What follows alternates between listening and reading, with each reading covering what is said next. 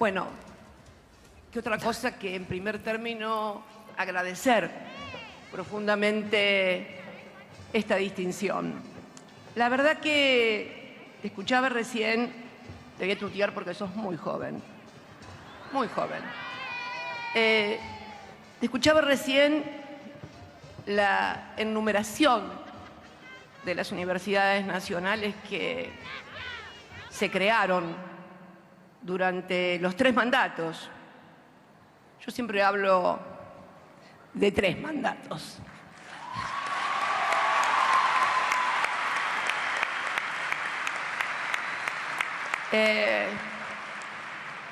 Para mí fue un inmenso orgullo y honor ser presidenta de todos los argentinos, la primera mujer electa y reelecta, pero esencialmente no me parecen logros individuales. Al contrario, me sentí y me sentiré siempre parte de un proyecto colectivo que cumplió una hazaña, una verdadera hazaña institucional y democrática en la Argentina posterior a la crisis del 2001, donde todo voló por los aires. ¿Por qué hazaña? Porque, bueno, desde la sanción de la ley Roque Sáenz Peña y el voto y sufragio directo y secreto y obligatorio, ninguna fuerza política, ningún espacio político ha completado 3 periodos consecutivos de gobierno y además, porque eso para mí fue también lo más importante, que al cabo de esos 3 años o 3 periodos, esa caja de resonancias que en nuestra historia y en nuestro país es la Plaza de Mayo, me despidiera aquel 9 de diciembre de bote a bote por las avenidas, por las diagonales. La verdad que esa es la mejor medalla, y no significa desprecio a la suya, rector, es la mejor medalla que quien ha abrazado la militancia política y en el peronismo puede aspirar en su vida. Pero antes de iniciar la charla magistral, quisiera también un poco rescatar esto que dijo el rector. Esta universidad federal, como tantísimas otras, como las tantísimas otras que inauguramos también en el conurbano bonaerense. Cuando uno tiene la suerte de vivir en la ciudad de Buenos Aires o en La Plata, como me tocó nacer a mí, no fue ningún mérito. Nacer en una familia y en un lugar no es mérito, no forma parte de la meritocracia. Tiene que ver con el azar, la vida, la suerte y la genética. Pero lo cierto es que muchas veces quienes no han visto la dificultad de los hombres y mujeres de las familias del país profundo para que sus hijos estudien si no tienen una buena posición económica, es muy difícil valorar desde los grandes centros urbanos que siempre han tenido universidades y que tienen todo, a los lugares profundos de nuestra patria, que si no llega el Estado con su inversión y su decisión, no tienen oportunidades. Y no es que descrea de los méritos, en absoluto. ¿Cómo voy a descreer de los méritos si mi viejo era colectivero y yo llegué a presidenta? A ver. Pero una cosa es el mérito y el esfuerzo individual y otra cosa es la meritocracia, que es una distorsión, que es una deformación del concepto de mérito. Por supuesto, yo estudié y me recibí y ejercí la profesión, pero yo no estoy tan segura que hubiera sido abogada, por ejemplo, o tal vez que lo hubiera conocido a Néstor, si no hubiera nacido en La Plata. A mí la Universidad Nacional de La Plata, una de las 3 más antiguas del país, me quedaba a 25 cuadras o a 10 minutos de colectivo. La vida es diferente cuando tenés todas esas cosas. y los hombres y mujeres que después, los que nacieron y los que después conocimos el país profundo, damos mérito de ello. Por eso es muy importante y tiene que ver con esto que seguramente va a formar parte de esta clase magistral, a la que he llamado Estado, Poder y Sociedad, la insatisfacción democrática. ¿Y por qué digo? Porque está claro que si el Estado no existiera, esta universidad, o no tuviera la función, esta universidad y tantísimas otras no existirían. No estarían los 17.000 alumnos estudiando aquí, los 2.000 y pico conectados en la red estudiando, porque cuando uno habla del Estado tiene que bajarlo a tierra. Si uno habla del Estado en términos teóricos únicamente, pero sin ejemplificar lo que el Estado significa en la vida cotidiana de todos nosotros, se hace difícil. Miren, hace 5 años, exactamente el 10 de mayo del 2017, di una conferencia en el Parlamento Europeo, invitada por parlamentarios europeos, y la ponencia de aquella conferencia, en aquel momento, 10 de mayo del 2017, fue Capitalismo y neoliberalismo, la crisis democrática, y una mirada sobre los gobiernos que habían iluminado la región durante la década ganada en América del Sur, cuando en simultáneo y progresivamente en varios países de nuestra América del Sur surgieron gobiernos nacionales, populares y dirigentes que se parecían a esos pueblos a los cuales se pretendía conducir y gobernar. Me acuerdo que en aquella oportunidad sostuve, como sostuve hace muy poco tiempo, también, no sé si habrán visto la bienvenida y la charla que le dimos a los parlamentarios del Eurolat que vinieron a la Argentina. Dios mío, cada vez que uno habla. Ay. Recién veníamos en el auto y Coqui me decía, Dios mío, qué difícil hablar debe ser para vos, porque cuando estás callada, en silencio, interpretan los silencios. Y cuando hablas, te cambian las cosas y las manipulan. Es difícil, ¿no?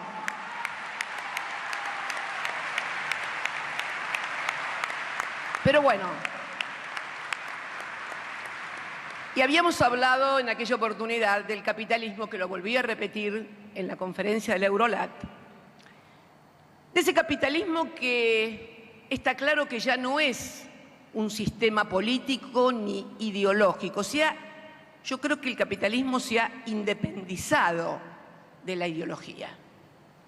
Y hoy el capitalismo es un sistema de producción de bienes y servicios, desde proteínas hasta celulares, a escala global y el más eficiente. Puede ser que el día de mañana sobrevenga otro sistema de producción de bienes y servicios más eficientes. No pareciera que alguien estuviera alumbrando esa posibilidad, pero nunca hay que desfallecer. Las utopías siempre son buenas para todos. Y la verdad es que, ¿por qué digo que se ha independizado de las ideologías? Y bueno, porque capitalista es el sistema de producción de bienes y servicios de Estados Unidos, nadie lo duda, que es una democracia muy parecida a la nuestra, casi igual, presidencialista, división de los 3 poderes, etcétera, etcétera. Post-revolución francesa, claramente. Pero en China también el sistema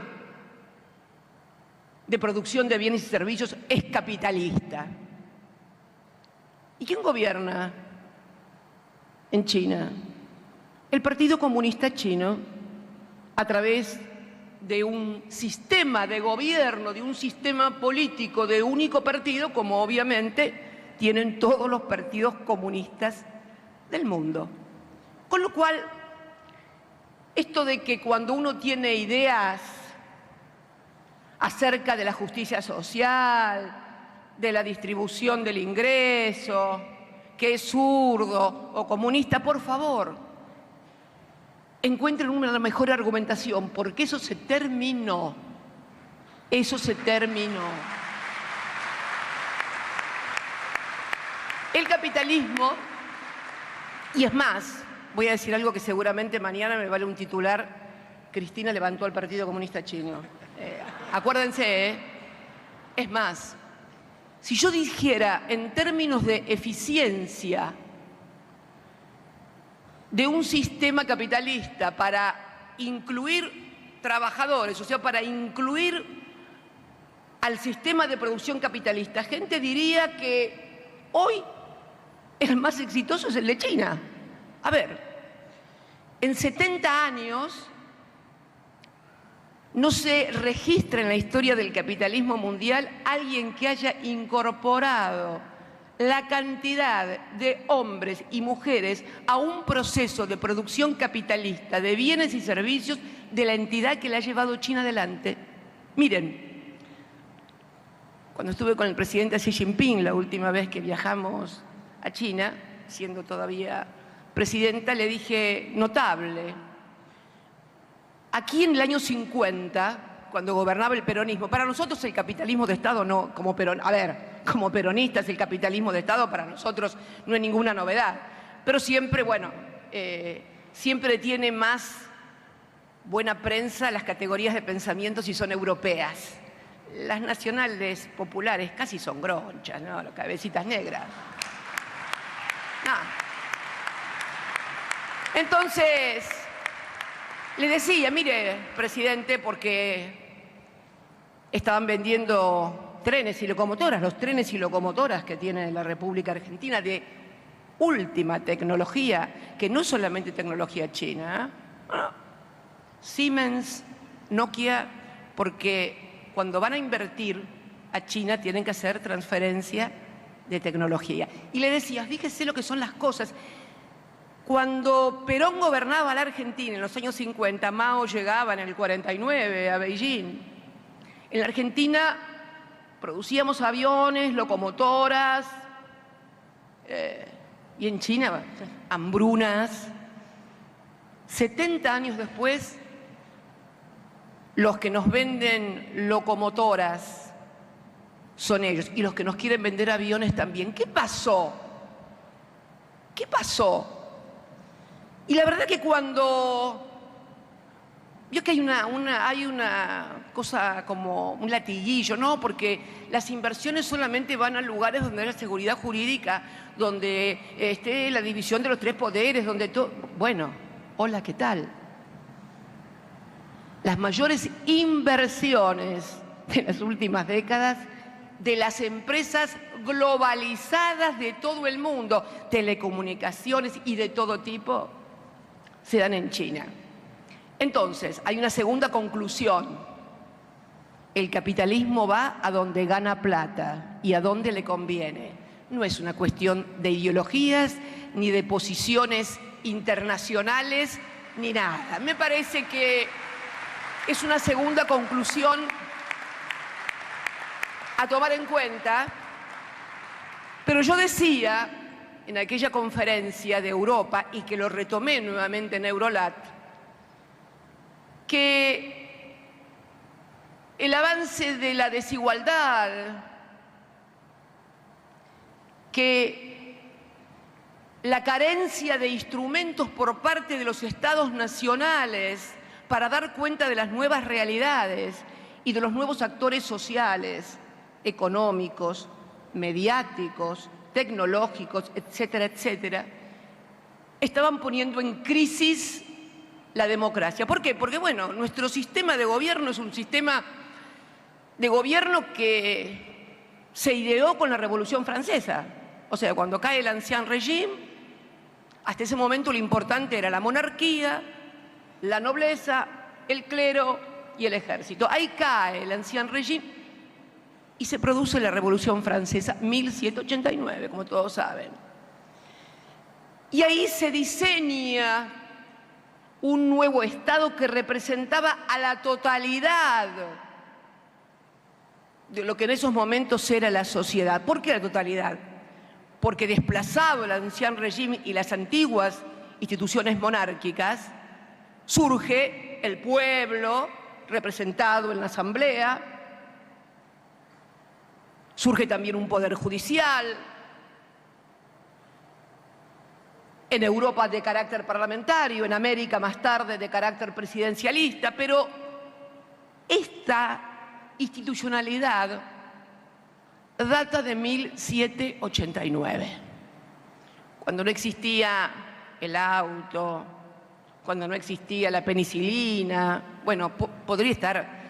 Tengan en cuenta una cosa. El otro día charlábamos con Pilar del Río, la viuda de José Saramago, y Pilar me decía, pero imagínate, Cristina, me decía, hoy el 85% de los que han hecho descubrimientos en investigación, descubridores, tomado desde la época de la rueda, del fuego y de todo lo que se inventó, están vivos. Esto revela el salto tecnológico sin precedentes y también el surgimiento de nuevos poderes por arriba de los estados nacionales, supranacionales, con conectividades, con intereses, desde monopolios, desde oligopolios, desde fondos de inversión que con un apretar el enter cambian de un país a otro y producen una devaluación y millones que pasan a la miseria, y así podríamos enumerar. Y si uno mira nuestra Constitución, esa Constitución que tenemos del 53, que fuera reformada en el 94, en realidad prolijamente enumera y disecciona cómo tiene que ser el Poder Ejecutivo, cómo tienen que ser los legisladores, el Poder Judicial, poquito, ya vamos a hablar también de eso. O sea, hay una regulación perfecta, pero todo lo que ha surgido y que está por afuera de ese plexo normativo y que no tiene regulación, más allá de leyes, más o menos virtuosas algunas, que nadie cumple, y además cuando a alguno se le ocurre, a algún gobernante se le ocurre hacerle cumplir una ley, ¿a dónde van? Al Poder Judicial, para lograr una cautelar. Para que se entienda y baje, miren, el precio de la Internet. Todos tenemos celulares y todos tenemos Internet. El gobierno emitió un decreto de necesidad y urgencia, el 690, si mal no me acuerdo, decretando lo que es un servicio público. Hoy Internet es un servicio público. ¿Se puede estar incomunicado con el mundo? Bien, no. ¿Se puede estar incomunicado con el mundo? No. Los celulares. Y decretó la Internet como servicio público. Bien, cautelar, derecho cautelar de vieja data, lo sufrí mucho durante las dos presidencias, y todavía duerme el sueño de los justos en la Corte. Sin embargo, todos los meses te revientan la cabeza aumentando el precio de la Internet. No solamente de la Internet, vamos a hablar también de otras cosas. Porque si fuera la Internet nada más... Bueno, ¿qué quiero decir con esto? Que hoy los estados carecen de instrumentos adecuados y apropiados para dar respuesta a las múltiples necesidades que tiene la sociedad. Yo hablaba de la crisis democrática.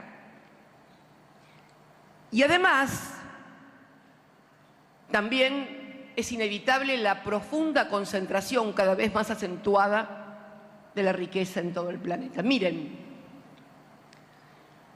como decíamos en Eurolat, que uno de los temas que abordaban los legisladores eran precisamente las consecuencias de la pandemia. Si algo demostró la pandemia es que el discurso neoliberal o liberal, como mejor les guste, de que el Estado molesta y no sirve, quedó demostrado en toda su ineficiencia. Si estamos vivos todavía, es porque hubieron estados que intervinieron y pusieron plata en los laboratorios para que investigaran y fabricaran vacunas. A ver, todos los gobiernos del planeta pusieron plata en los laboratorios para descubrir las vacunas. Los hospitales, los médicos, ¿qué les voy a contar? Lo vivimos todos. Pero también es cierto que esta pandemia, había algunos que sostenían que íbamos a salir todos mejores y más buenos. Bueno, yo no creo nunca en esas cosas. Yo creo que de estas cosas siempre se va para atrás. Y además creo que nadie se vuelve de repente bueno ni generoso únicamente porque pasó una pandemia. Es mi humilde y tal vez escéptica opinión acerca de la condición humana, de la que todos somos partícipes. No es que haya buenos y malos, ya lo dije en Malvinas, cuando estaba Luis Leiva. ¿Dónde estás, Luis Leiva? Acá, ahí te veo. ¿Cómo estás? Esto no es un problema de buenos y malos. Es un problema de intereses, siempre, en el orden global, en el orden nacional, en el orden local, en la vida, en tu vida cotidiana, en el barrio, el interés del panadero, en que le compres pan y que no pierda plata, vos que te lo venda más barato, y así podemos llegar al infinito. No tenemos que tenerle miedo a la palabra intereses. Los que nos quieren presentar todo como maravilloso y divino es para que no nos demos cuenta que hay intereses. Y tenemos que asumir que hay intereses, porque cuando uno asume que hay intereses que por ahí están en contradicción con los suyos, tal vez tiene otra mirada de la vida, de las cosas y del Estado también. Entonces, creo que, así como planteábamos allá en Europa, fíjense, en Europa, en ese momento, hace 5 años, yo había dejado de ser presidenta hacía 2, y una vez más el neoliberalismo, a través del macrismo, había llegado a la presidencia de la nación. En ese momento todavía no había llegado el Fondo Monetario Internacional. Increíble, ¿no? Hace 5 años todavía no estaba el fondo. Sí habían procedido a ser el país en todo el planeta que más deuda tomó en todo el año 2016 y 2017. Tanta deuda tomaron que cuando los que se la prestaron, no es que se dieron cuenta, siempre supieron que en algún momento tenían que hacer el carry trade y volar con las reservas del Banco Central para afuera, siempre lo supieron. Además siempre cuentan con una información mucho mejor que la que podemos contar los simples mortales. Todavía no había surgido el Fondo Monetario Internacional. Sí había habido tarifazos, sí había habido 2 potentes devaluaciones. El ministro de Economía que asumió en el 2016 sostenía, en 2015, perdón, sostenía que en realidad todos los precios de la economía no estaban con el dólar que fijaba el Banco Central. No estaban a 9,74. Estaban, ¿a qué dólar? Al blue, que estaba 16. Gran brecha había también. Gran brecha. O sea, cuando hay brecha hay que saber también administrar. Pero bueno, ya vamos a hablar de eso. Y sostenía, no, hacemos la devaluación, quedamos muy competitivos para la exportación y no va a haber traslado los precios porque ya está el dólar blue. Papito, mamita. Se vino una devaluación que obviamente se transfirió a los precios, como no puede ser de otra manera. Por lo menos en una Argentina y en una economía bimonetaria de la que también vamos a hablar un poquito más adelante. Y me acuerdo que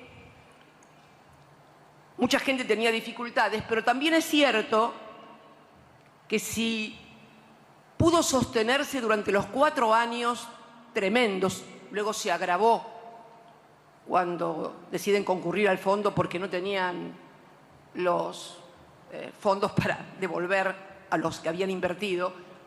Miren, y es increíble, pero en esos 4 años se hicieron todas las cosas que los distintos sectores económicos me habían pedido a mí y a Néstor durante 12 años y medio. Yo todos los años iba a la Bolsa de Comercio y en la Bolsa de Comercio rigurosamente me pedían: no queremos ser más mercado fronterizo, queremos ser mercado emergente. Abra y desregule la cuenta capital. Estaba regulada la cuenta de ingresos de capitales para que los ingresos de capitales que vinieran en dólares no vinieran a hacer una bicicleta financiera y después se llevaran toda la guita. Entonces tenían que estar, creo que eran 24 meses, ¿no? 24 meses aquí. Se desreguló la cuenta capital, había libertad para entrar y para salir. Se eliminaron los derechos de exportación, que siempre, que dicho sea de paso, una pequeña digresión, porque había mucha gente el otro día repartiendo la Constitución. Sería bueno que además de repartirla, la leyeran, porque ayuda un montón, ayuda un montón, ayuda un montón.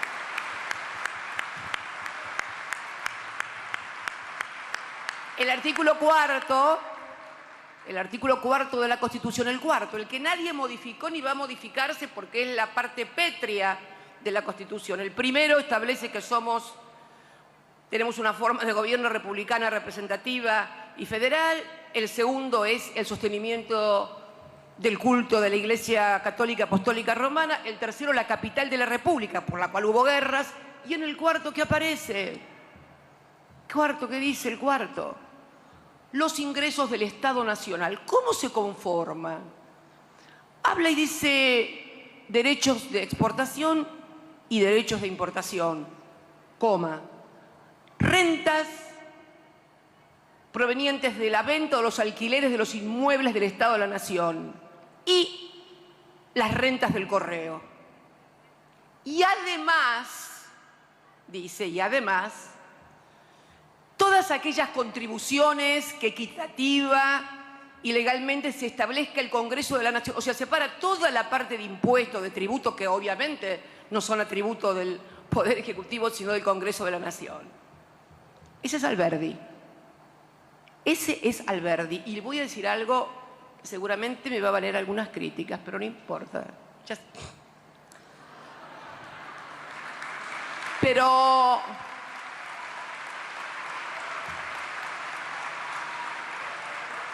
si alguien me diera a elegir con qué Constitución me quedo, si con la que reformamos, por supuesto me quedaría con la peronista, sin lugar a dudas, pero no va a andar. Pero no va a andar. Me parece que no me van a dejar.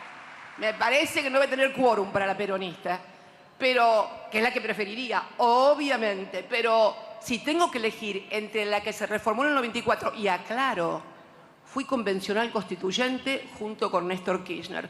Vos no, Coqui, porque eras muy jovencito. No sé por dónde andarías.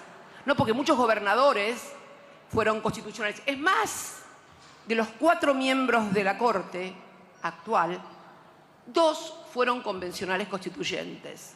Esa era en la época que todos éramos militantes del Partido Justicialista, yo también. Para los que dicen el alejamiento de la política al Poder Judicial va de retro, Satanás. Va de retro, Satanás. Bien, si me dicen elegir, y me quedo con la Constitución del 53, no lo dudo, la de Alberdi. Miren las coincidencias que tenemos con algunos sectores. Vamos por la Constitución del 53. ¿Qué les parece? Bien. Decíamos que esta suerte de concentración de la riqueza, la pandemia, el neoliberalismo, el endeudamiento, etcétera, etcétera, provoca hoy, aquí en nuestro país, pero en el mundo también, lo que se denomina la insatisfacción democrática. La falta de respuesta por parte de los estados nacionales a las distintas demandas de las sociedades. Pero yo quiero serles franca, como siempre. Esta es una clase magistral, pero las clases magistrales tienen también trabajos prácticos, ¿sí? Esto de los profesores que teorizan y después la realidad no tiene nada que ver con lo que dicen. Es una discusión que tengo con mi querido amigo, el profesor Beraldi, excelente penalista, que le digo, ¿y vos qué le decís a los chicos en tu facultad cuando tenés que explicarles las cosas que pasan en Comodoro Pi y en la corte y en las casaciones? ¿Qué le contás de todo lo que te creen? ¿Te creen? Porque la verdad, notable. Pero bueno, un trabajo práctico, insatisfacción democrática. La sociedad argentina ha sufrido durante los 4 años posteriores a nuestro mandato y sobre todo los últimos 2 años, también porque después vamos a ver algunos números, cómo se cuidaron hasta la elección parlamentaria. Vamos a verlo, porque he traído algunos números para desmistificar esto de lo que se está discutiendo hoy en la Argentina, la inflación. Hoy la gente, hay una insatisfacción democrática grande. La plata no le alcanza, no llega a fin de mes. Y se produce un fenómeno en la Argentina que nunca lo habíamos conocido y que es el de los trabajadores en relación de dependencia, un segmento de los trabajadores en relación de dependencia pobres. Esto nunca había pasado. La pobreza siempre la ubicábamos por afuera del trabajo formal y registrado. Ahí estaba la pobreza, en los sectores informales, en los sectores precarizados, en los sectores vulnerables. Bueno, ahora no. ¿Y por qué es esto? Producto de 2 políticas. La concentración de los ingresos, distintos métodos de apropiaciones de rentabilidades y una política también de salarios bajos. Hay un modelo acá en Latinoamérica, yo digo un modelo de producción, un modelo que fue Argentina también a principios del siglo XX, un modelo exportador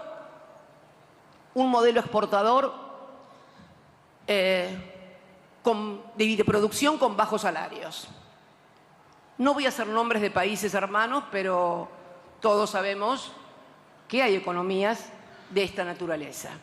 Ahora bien, si uno tiene y ha decidido ser un modelo de producción y de exportación con bajos salarios, tenemos que tener dólares en el Banco Central, porque esta fue la característica del modelo exportador de principios de siglo. Ahora, si soy de exportación y producción, si además tengo bajos salarios y además me faltan dólares, bueno, hay que revisar algunas cosas porque algo, alguien o algunos están fallando. Esto es una de las claves de hoy de la insatisfacción democrática. Y quiero, con la sinceridad con la que siempre he hablado, qué buenos dolores de cabeza me ha traído, por cierto. Pero gracias, querido.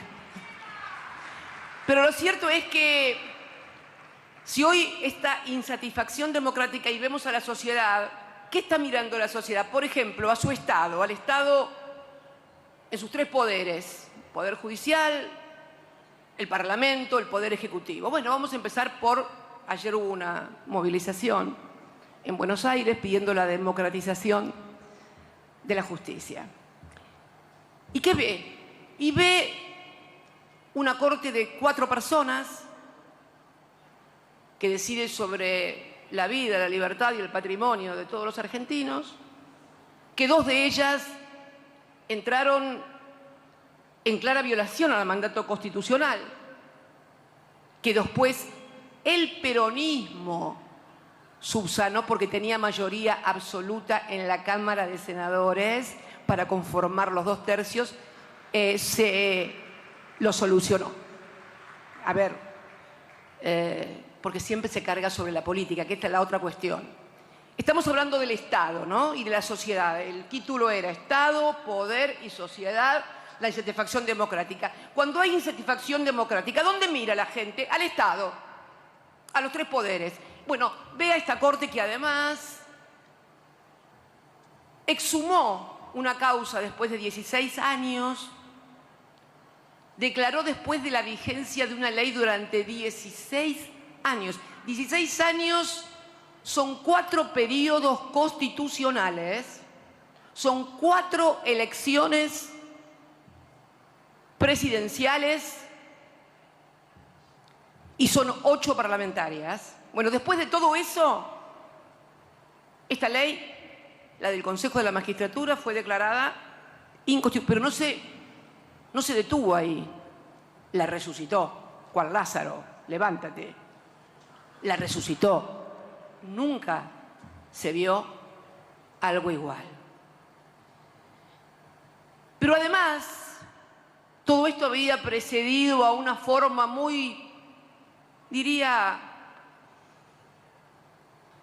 decepcionante para lo que la comunidad o la sociedad puede esperar de una corte, donde un presidente se termina votando a sí mismo porque ni siquiera reunía la cantidad 4 y se termina votando a sí mismo, y producto de que se termina votando a sí mismo y posteriormente se declara inconstitucional la ley, termina presidente del Consejo de la Magistratura. ¿De qué? De un nuevo consejo que el Parlamento había derogado. Es una ley que yo impulsé, una reforma que yo impulsé del Consejo de la Magistratura. Me persigue. Ustedes saben que a mí me echaron del bloque de senadores en el año 1997, me expulsaron, primera, única y última expulsión de cualquier bloque, expulsión por no querer votar aquel proyecto que hoy está vigente de vuelta del Consejo de la Magistratura. Me expulsaron. Bien, no importa. Entonces, después, y este nuevo Consejo tiene 20 miembros. El que habíamos reformado tenía 13. 13 lo llevaron a 20, pero cuando alguien propone ampliar una corte para hacerla federal y para que haya más gente que pueda decidir sobre cosas tan importantes, pero ¿cómo? ¿Para qué quieren más número? ¿Pero cómo? El Consejo de la Magistratura, que está solamente para seleccionar y sancionar jueces, lo llevan de 13 a 20, y la Corte, que decide sobre la vida, el patrimonio y la libertad de los 45 millones de habitantes, la integran solo 4 personas y eso está fantástico. ¿No será que al poder le conviene poquitos para poder apretar y mandarle tapitas de diario? Creo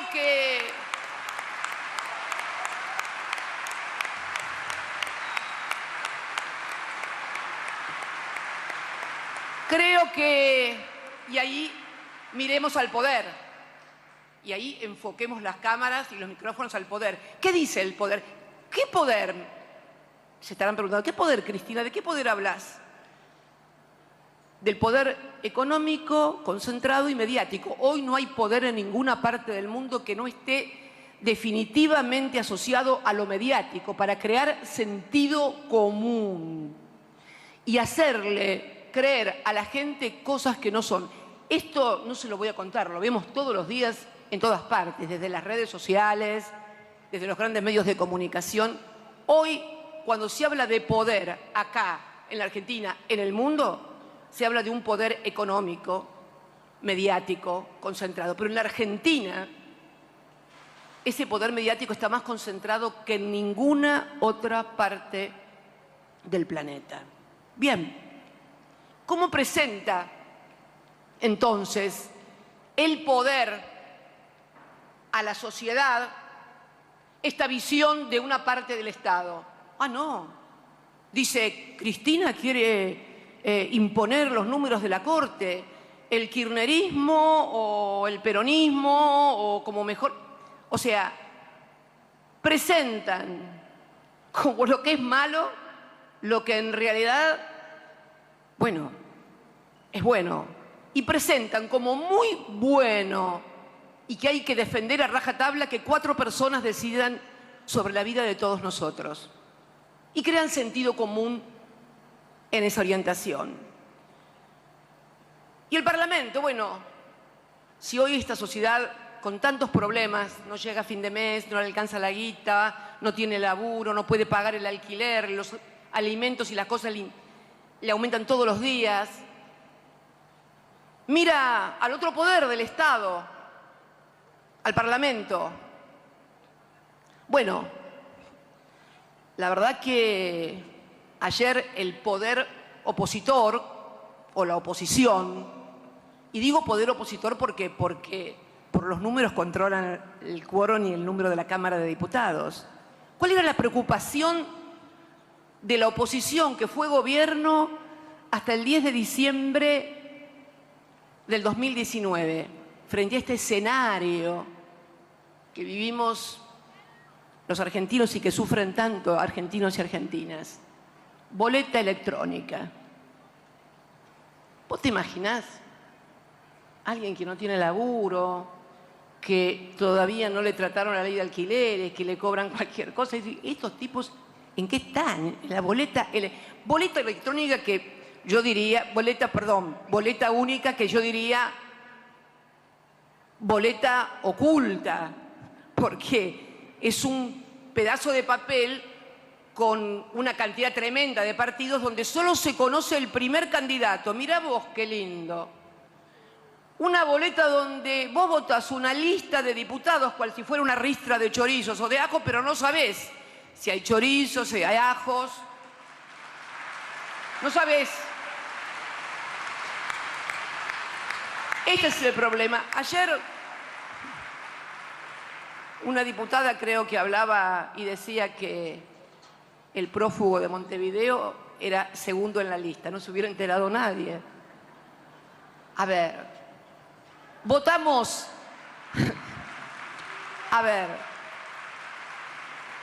votamos con boleta de papel desde el 83 a la fecha, en realidad desde Sáenz Peña a la fecha, pero pongamos con la reapertura de la democracia.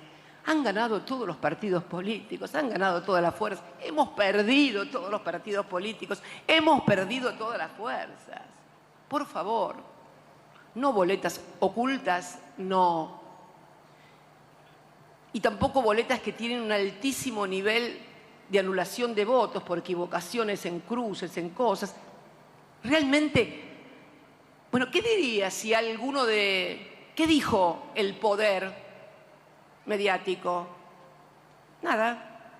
Qué bien. No, la oposición ha presentado la boleta. Ah, qué bien, decían. Vieron los presentadores de televisión que se miran entre ellos en los canales de noticias. Qué bien. ¿Y qué opina todo? Bueno, nada. Y mira, también quiero decir que en el Parlamento también se presentan algunas otras cosas. No sería injusta si dijera lo contrario, ¿no? Hoy un grupo de senadores y senadoras del Frente de Todos presentó un proyecto de ley de pago de deudas previsionales para que la situación tan angustiante de millones de argentinos y argentinas que sujetos a los avatares de lo que ha sido la cuestión económica en la República Argentina no han podido acreditar porque seguramente sus patrones no les depositaron los aportes y las contribuciones. No es regalo de nada, ¿eh? Hay que pagar.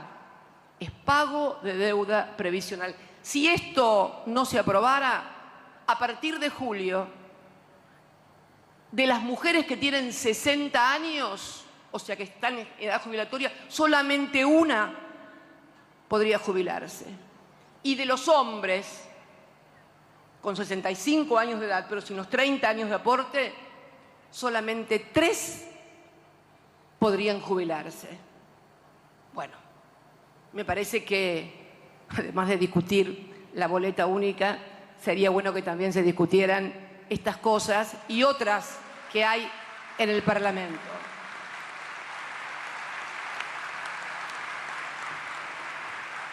Ahora bien, seguramente cualquiera de los que nos está viendo dice, bueno, pero señora, usted habló del Estado y habló del Poder Judicial y habló del Poder Legislativo. ¿Y por casa cómo andamos? Me dice, o sea, por el Poder Ejecutivo. Es obvio que la vicepresidenta integra el Poder Ejecutivo, preside el Senado, pero es parte del Ejecutivo. Y bueno, frente a eso, también desde el Poder y los medios de comunicación, se plantea que hay una pelea en el Poder Ejecutivo. Ustedes saben que busqué la palabra pelea. ¿Se acuerdan de aquel programa de aquel profesor de la Facultad de Derecho que tenía un programa estupendo y que cuando iba a desarrollar sus ideas filosóficas y políticas, primero abordaba etimológicamente el significado de cada palabra? ¿Se acuerdan? Se llamaba Hora Clave el programa. Bien. A mí me gusta mucho eso de la etimología de las palabras. ¿Saben por qué? Porque cada palabra tiene un significado y un simbolismo y crea sentido común en cada uno de los que le escuchan. Pelea. Y me fui, porque ya no tenés que ni subirte a la biblioteca, lo pones acá. Pelea, gente que se agrede físicamente, claro. O practica un deporte bajo reglas determinadas, pero a los golpes. Boxeo, claro. Deporte que personalmente mi padre era fanático, pero a mí no me gusta. Entonces pelea, ¿qué es pelea? Se están pegando, se están golpeando. No hay posibilidades de que haya algo bueno en una pelea. Pelea. Yo no le pegué a nadie, a mí tampoco me pegó nadie, así que lo que está pasando en el Poder Ejecutivo, pelea, no es. Veamos. Veamos.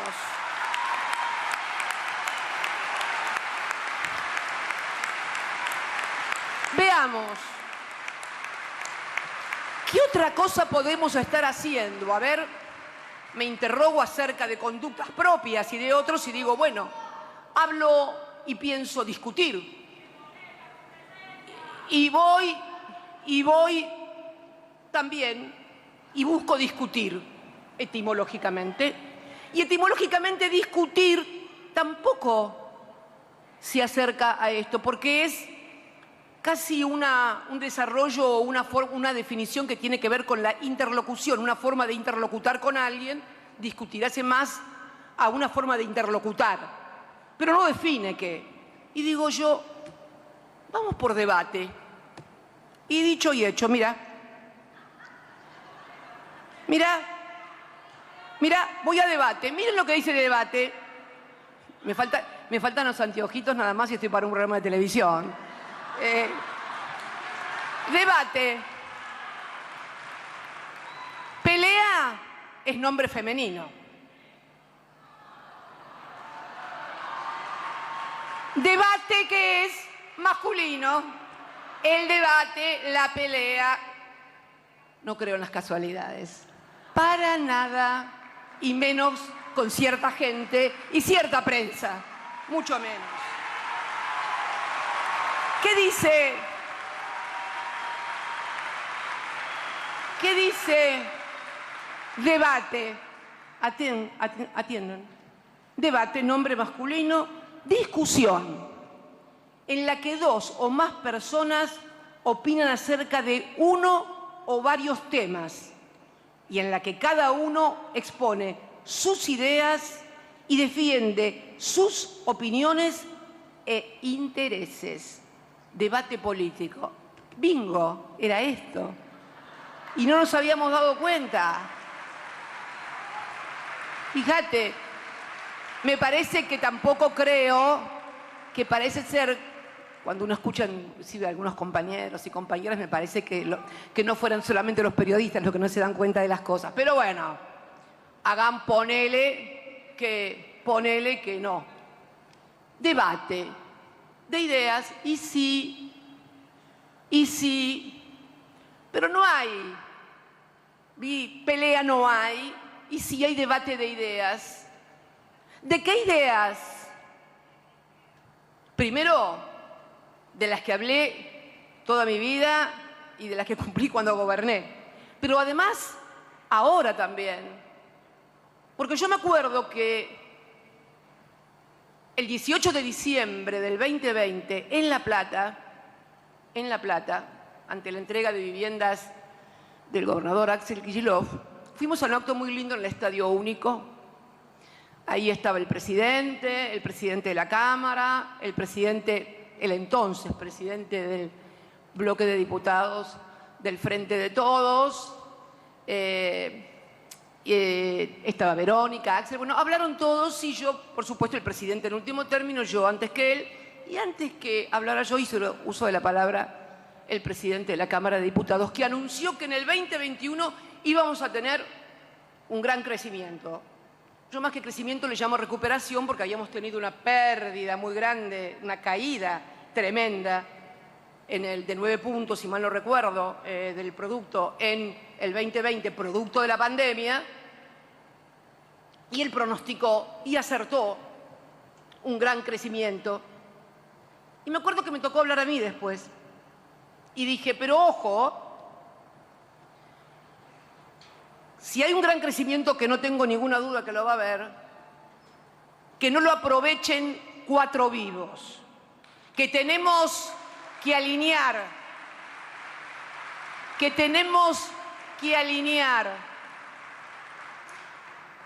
precios, sobre todo de los alimentos. En ese momento la inflación en el 2020 había cerrado, si mal no recuerdo, 35, 37. ¿No es cierto, Coqui? Más o menos, ¿no?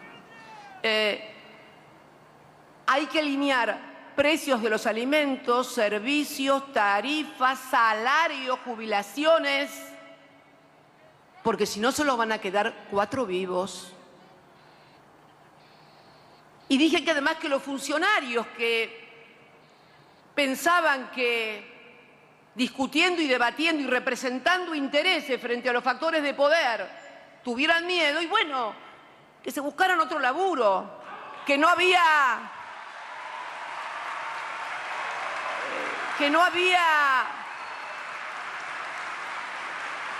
pero lo dije en el 2020, no ahora, cuando las cosas todavía no habían sucedido. Pero ¿saben por qué? No lo dije porque soy la más viva, la más inteligente. No.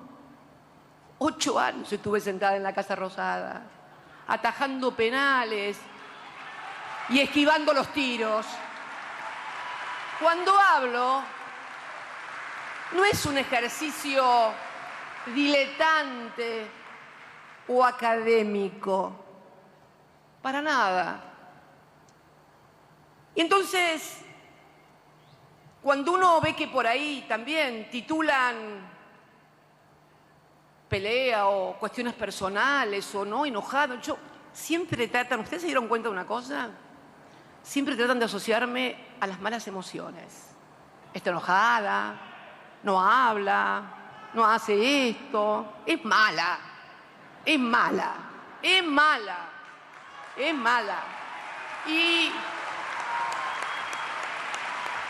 la verdad que miren, tengo muchísimos defectos,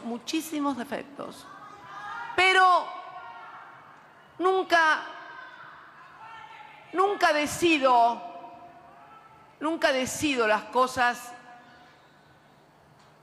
a través de mis hormonas, sino de mis neuronas. Ojo, que muchos dirigentes de todos los colores y partidos políticos dicen que las mujeres somos histéricas. Ellos son los hormonales. Ellos que se pelean para ver quién se sienta adelante o quién se sienta atrás. No. Siempre he decidido de esa manera y no podía ser de otra manera. O disputas de poder. Escuché que alguien también lo calificó como disputas de poder. Bien, veamos. Poder. Qué bueno. Hice la definición de poder en el Eurolat. Dije que el poder es eso que cuando una persona toma una decisión, esa decisión es acatada por el conjunto. Eso es tener poder. Lo otro puede ser hablar, enojar, en fin. En unos días más se cumplen, el 18 de mayo, el día del censo, se cumplen 3 años de aquel video en el cual le comuniqué a argentinos y argentinas, a compañeros y compañeras, la decisión que había adoptado.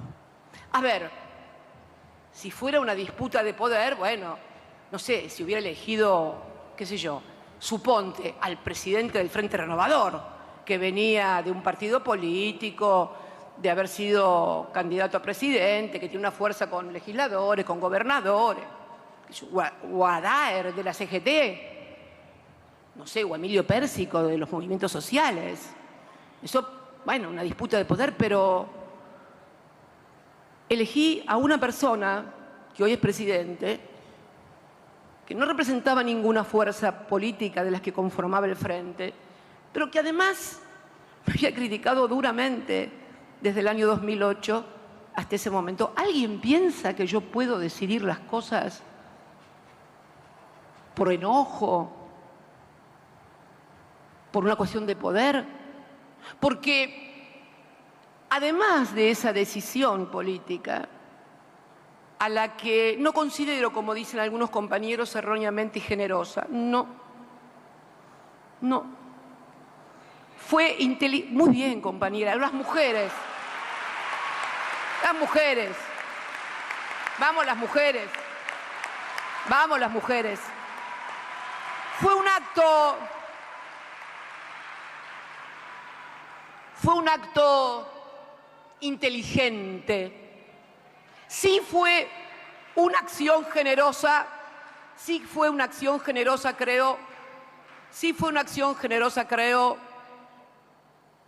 que quien resultó electo presidente con el voto de la ciudadanía pudiera decidir libremente quién era su gabinete económico, todos los hombres y mujeres de ese gabinete económico y la mayoría, yo te digo, es más, una cosa que, voy a cometer una infidencia, una infidencia que creo que ya se ha publicado en algún lado. Yo me acuerdo que el presidente quería llevar de jefe de gabinete a Guado de Pedro, a quien hoy es ministro del Interior, y yo la verdad que le dije, no, mira, Guado fue un excelente funcionario mío, fue secretario general, sucediéndolo acá, a Oscar Parrilli, el coautor del Bicentenario junto conmigo, pero me parece que le falta y me parece que tal vez en el Ministerio del Interior pueda ayudar más. Y la verdad que a la luz de los acontecimientos no me equivoqué. Pero disputas de poder, ¿en serio que me hablan de disputas de poder? Y la verdad que lo que más me duele, porque en fin, uno ya está acostumbrada, es otro tipo de argumentaciones que he escuchado ahí y que ya no provienen tanto de los periodistas o de los medios o del poder para desprestigiar, para amargar a la gente, y que es las cajas. No se van, tienen diferencia, pero las cajas. Yo digo, ¿a qué funcionario se le ocurrió hacer operaciones en off definiendo a determinadas funciones y a determinados estamentos de la administración pública como caja? Esa idea tienen acerca de la función pública, pero miren, otra infidencia para desmistificar, porque a quien se acusa de estas cosas no es a mí, no. A que se acusa de estas cosas son a organizaciones políticas, lo voy a decir con nombre y apellido, a la Cámpora, las cajas, y repiten periodistas, programas de televisión, monocordemente y otros en off. Conmigo nunca van a tener el problema de lo off. Yo hablo y vivo en on. Toda mi vida voy a vivir en on. Lo que digo, lo sostengo, le pongo la cara, el cuero y la firma. Siempre fui así.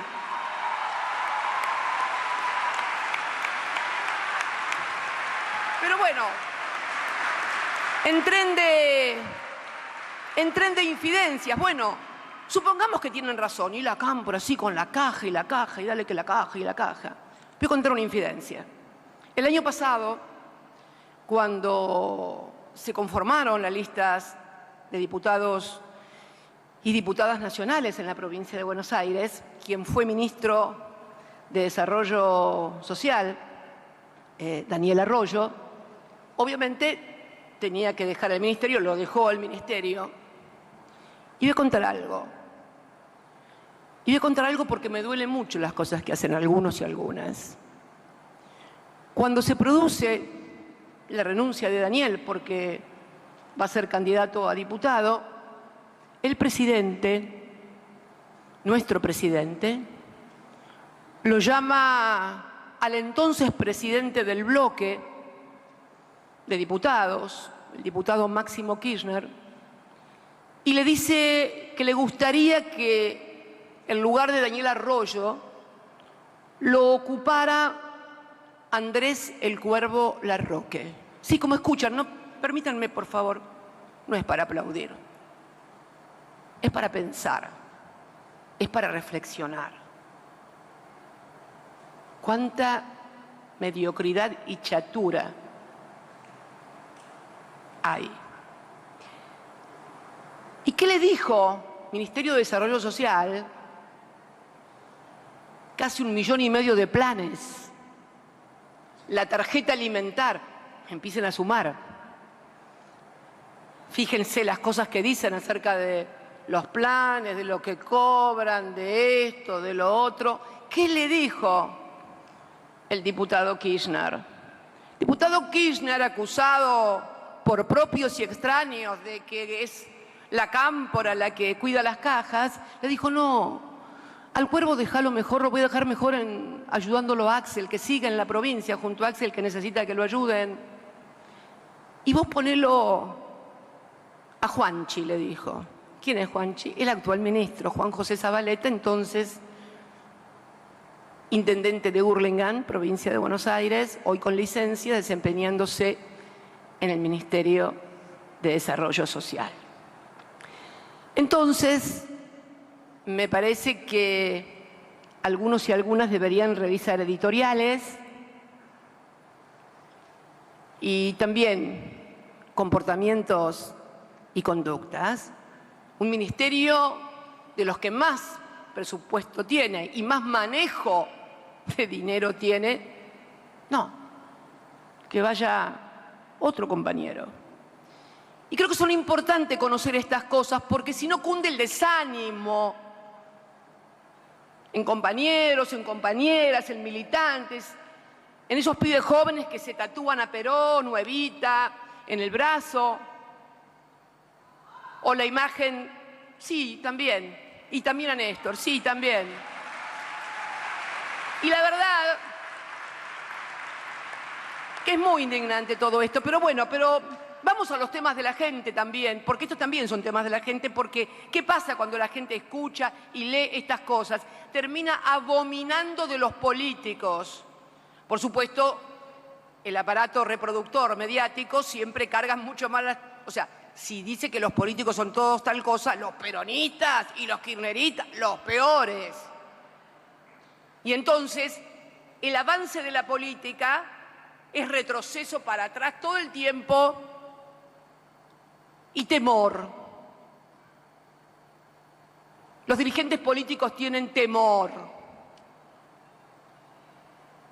a imaginar cambios, a imaginar cosas diferentes a las que estamos viviendo. ¿Y cómo no van a tener miedo si a los que cambiaron, por ejemplo, el sistema de jubilaciones? Yo me preguntaba hoy cuando los escuchaba a los senadores y a las senadoras presentar el tema del pago de deuda previsional, me preguntaba, ¿qué sería hoy de los adultos mayores en la República Argentina si no hubiéramos recuperado las AFJP? ¿Qué sería? ¿Dónde estarían?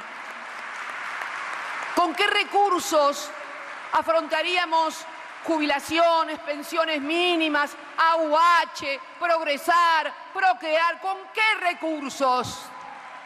Con ninguno.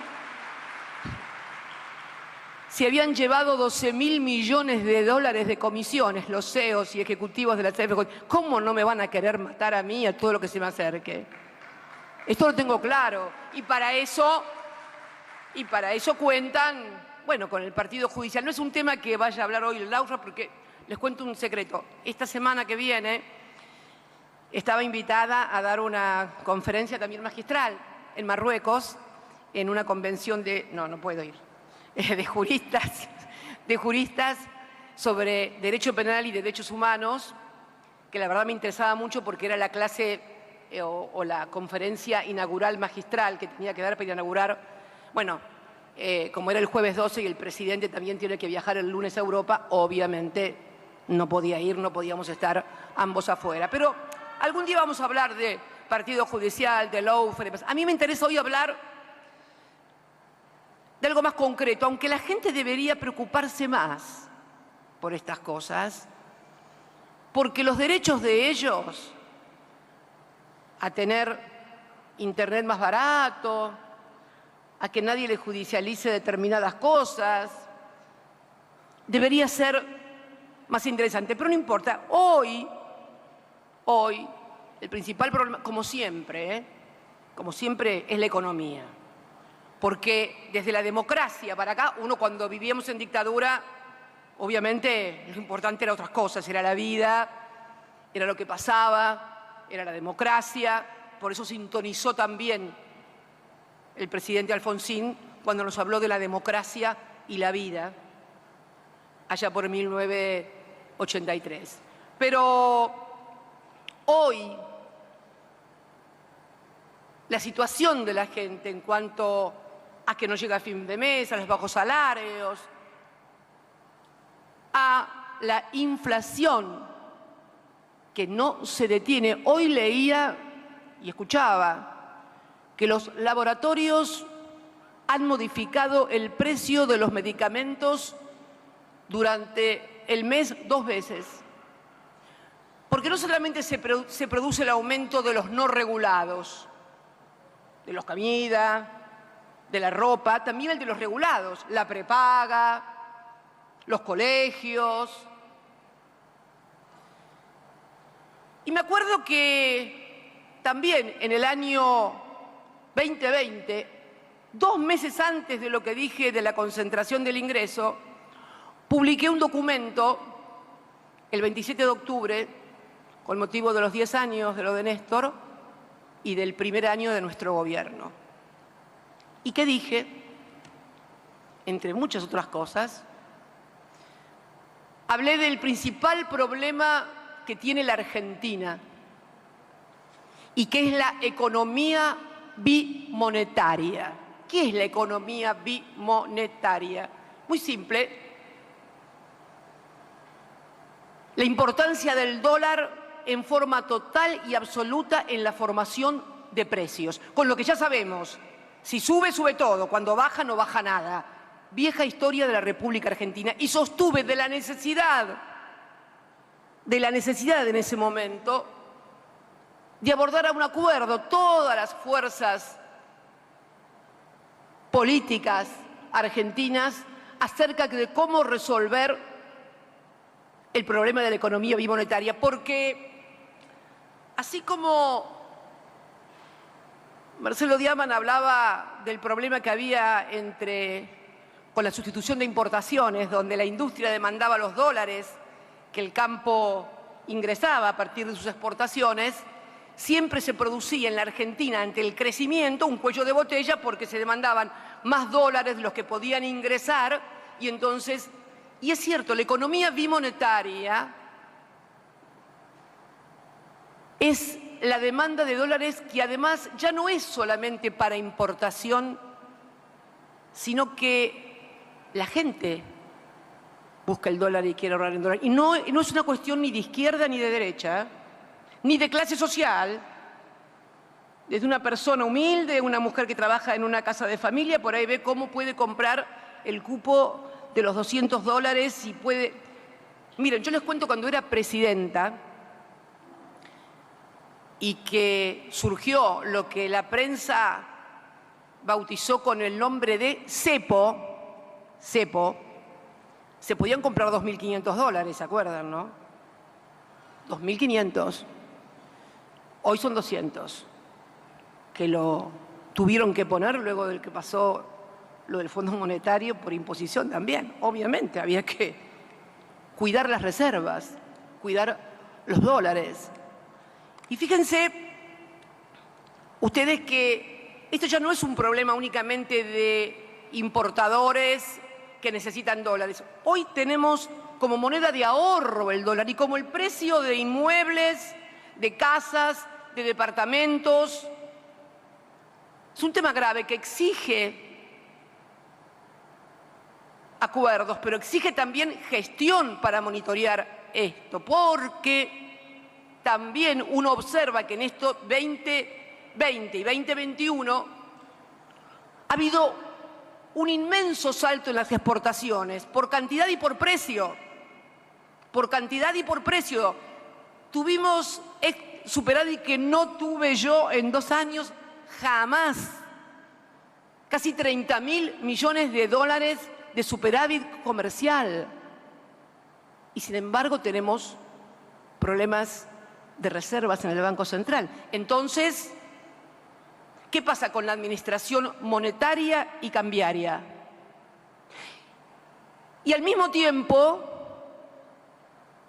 cuando uno mira por dónde salieron los dólares, salieron, por ejemplo, muchos para pagar la deuda privada de capital e intereses de grandes firmas.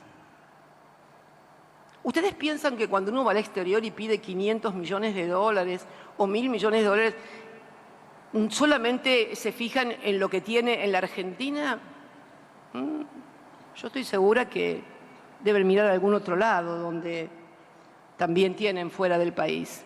Y entonces, me parece que habría que ver, porque la escasez de dólares, esta es la verdadera causa de la disparada de los precios. Y la fijación de todos los costos y de los márgenes de rentabilidad y ganancia fijando el dólar. Fíjense una cosa, ¿vieron que les dicen a todos que la inflación es por la emisión? Ustedes lo habrán escuchado, ¿no? Vieron que hacen inclusive la maniobra de la maquinita, van a los programas de televisión y dicen, no, hay inflación porque le dieron a la maquinita y hacen todo. Periodistas, invitados, economistas, todos dicen, emisión, bien. Me fui al Banco Central a ver los agregados monetarios entre el 2015 y el 2021. Base monetaria y circulante en poder del público del 2015. Yo no sé si se ve acá. ¿Se ve? ¿Se ve? Bueno. ¿Ahí lo toma? Ahí lo está tomando.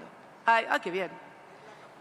Bueno, ¿tienen placa? ¿Yo puedo mirarlo entonces así? Sí, mira. Lo que es la tecnología. Agregados monetarios 2015 comparados con el PIB. Comparados contra el PIB, o sea, el Producto Bruto Interno. Ahí me acordé cuando hablé del PIB, me acordé de Simon Kushner. ¿Saben qué fue Simon Kushner?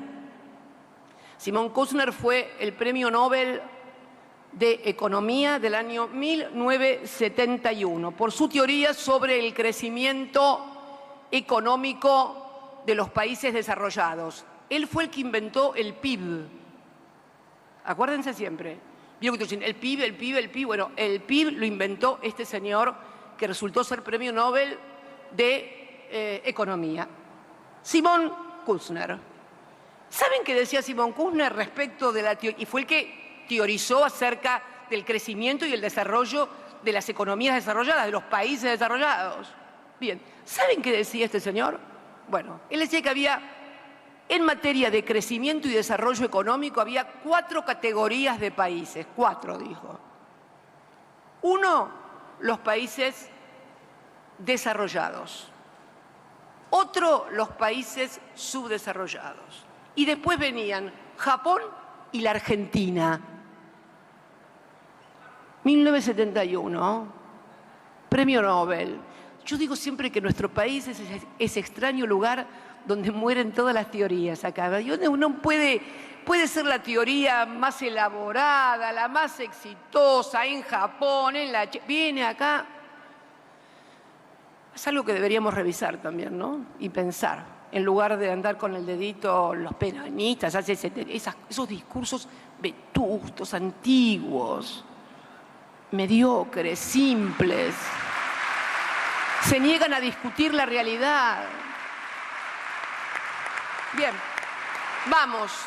Entonces, vamos a la base monetaria. Fíjense, no está ahí.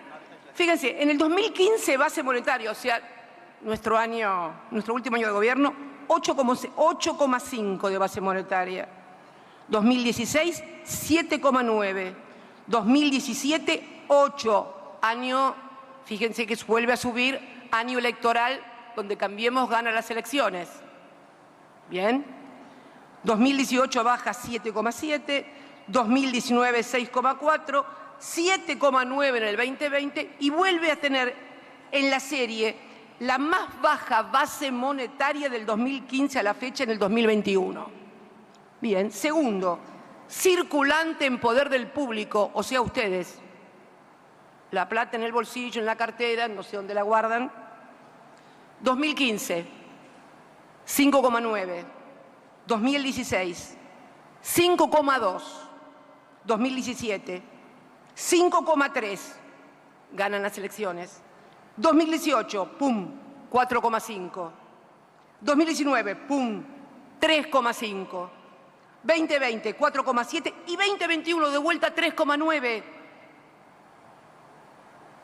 La serie igual a la del 19, cuando ganamos las elecciones y Macri las perdió. ¿Qué les dicen estas cosas? ¿En serio que es por la emisión monetaria? ¿Saben por qué mienten y engañan? Les voy a explicar.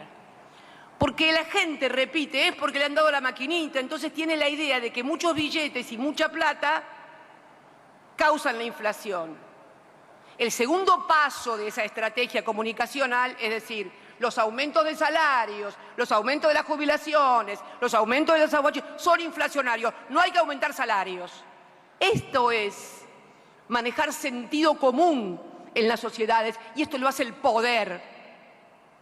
Mientras los argentinos y las argentinas seguimos mirando televisión y viendo que dice tal o cual dirigente político, cualquiera sea su orientación. Se trata entonces de debatir estas cosas. Y cuando hablamos de debatir también, como decía yo, allá por el 2020, como dije en el mismo año sobre la economía bimonetaria, la inflación inercial, que es necesario abordar esto. También, y voy a cometer la última infidencia de la noche y punto, no hablo más ninguna infidencia. Para los que dicen que disputa poder, impone y quiere que vaya fulano, mengano, sultano. Allá por noviembre del 19, después de las elecciones, donde yo ya sabía quiénes iban a ser los ministros, las ministras, sabía quién iba a ser el ministro de Desarrollo Productivo. Había escrito un libro contra nosotros, imagínate. Mira si yo voy a andar enojándome por tal o cual cosa, o sea, habría escrito un libro contra nosotros. Pero bueno, el presidente confiaba en él, vaya. Y le dije a Alberto, lo recuerdo como si fuera hoy, le digo, ojo porque en la administración del comercio, tanto exterior como interior, que es muy importante, ahí son las importaciones, ahí son las sobrefacturaciones, ahí son los adelantos de importaciones y apropiación de dólares y después escasez de dólares. No es moco de pavo esto, en serio.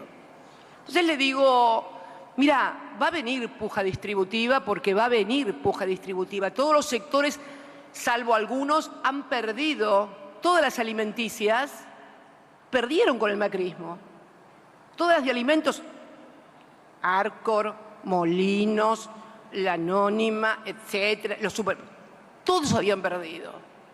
Va a venir puja distributiva. Y esta gente, o sea, el neoliberalismo que había llevado con Macri, habían desmontado nuestra Secretaría de Comercio Interior. ¿Qué es la Secretaría de Comercio Interior que teníamos?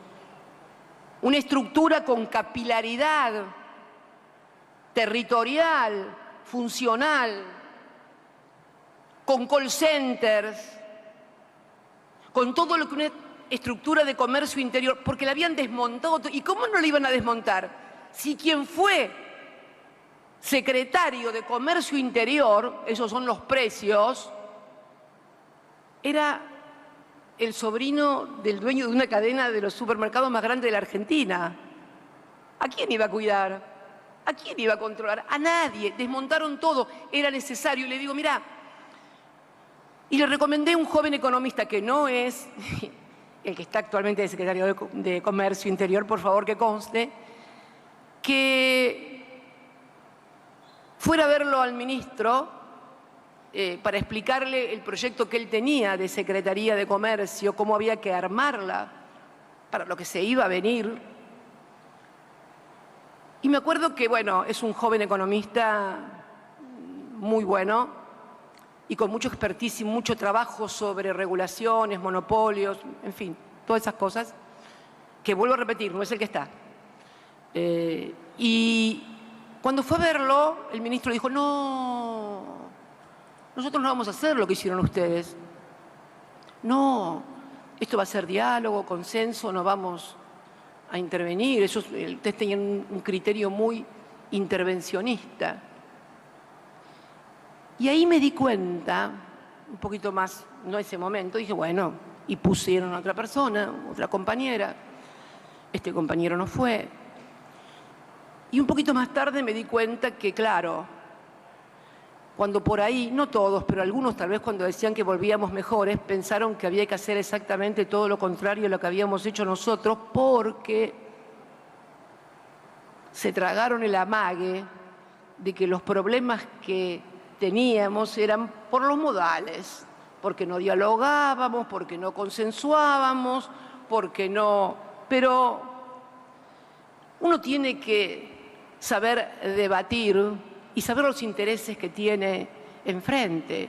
Y no hay que enojarse. Miren, yo me acuerdo de quien fue nuestro secretario de Comercio Interior último, que fue el que diseñó toda la política de precios cuidados y que además logramos, ustedes se acuerdan que tuvimos una devaluación en enero del 14 y la inflación ese año se nos fue a 38, pero al año siguiente la bajamos a 24 o 25, una tarea de Axel y de Augusto Costa muy buena. Pero no, si no es para que los aplaudan, es simplemente para saber. Y la primera hija de, la única creo que tiene, Augusto, ¿saben cómo se llama? Amanda. ¿Saben por qué? Por la yerba. Porque eran tal las discusiones que teníamos. Ustedes saben que la yerba es un ponderador muy fuerte en el esquema, en la estructura de precios, de índice de precios del consumidor. Es muy fuerte, pondera muy alto, igual que la carne, el pan, la harina, la leche, etcétera. Y bueno, pero bueno, fíjense ustedes que no lo hacía ni de rencoroso, ni de malo, ni quedó malquistado. No, simplemente hay que saber los intereses que uno representa y defenderlos. Me parece que esta es la clave y me parece que esta discusión que tienen que tener todos los argentinos, todos los partidos políticos argentinos, porque todos se van a tropezar con el esquema de la economía bimonetaria, pero ahora mucho más, porque ahora tenemos una deuda con el Fondo Monetario Internacional que no teníamos y tenemos condicionamientos también por parte del fondo. El fondo está exigiendo siempre devaluación permanente por arriba del índice de precios al consumidor y la tasa de interés por arriba de eso. Miren, eso no va a dar crecimiento ni baja de la inflación. Si el diagnóstico es que la inflación y los costos en este país es por el dólar, la devaluación permanente lo único que hace es incrementar y mantener inercial la inflación. Por estas cosas discutimos, debatimos y nos oponemos a determinadas cosas. ni por cuestiones de poder, ni por cuestiones de caja, ni porque me miró mal o no me invitó a comer. No, no, estas son las cosas que tenemos que debatir. Y me parece que me debía, en este momento tan particular, porque la gente está muy mal, por eso lo único que le pido es que nadie se haga de este Estado, sea el Poder Judicial o el Poder Legislativo o el Poder Ejecutivo, por favor que nadie se haga la víctima, que acá la única víctima son los que no llegan a fin de mes, no tienen laburo, no tienen para darle de comer a los hijos y lo tienen que llevar a un colegio de vuelta para que le den un plato de sopa o de carne. Esos son las víctimas. Y por eso tenemos la obligación de debatir y discutir, no la boleta única. ¿Cómo hacemos para devolverle a la gente la esperanza y los anhelos? Porque esta es mi mayor preocupación y también mi mayor sensación de amargura, la confianza que nos depositaron, los anhelos, las esperanzas y la verdad que creo que no le estamos haciendo honor a tanta confianza, tanto amor y tanta esperanza que depositaron. Muchas gracias a todos y a todas. Muchas gracias. Estas fueron las palabras de nuestra señora vicepresidenta de la Nación, Cristina Fernández de Kirchner, doctora honoris causa, entregado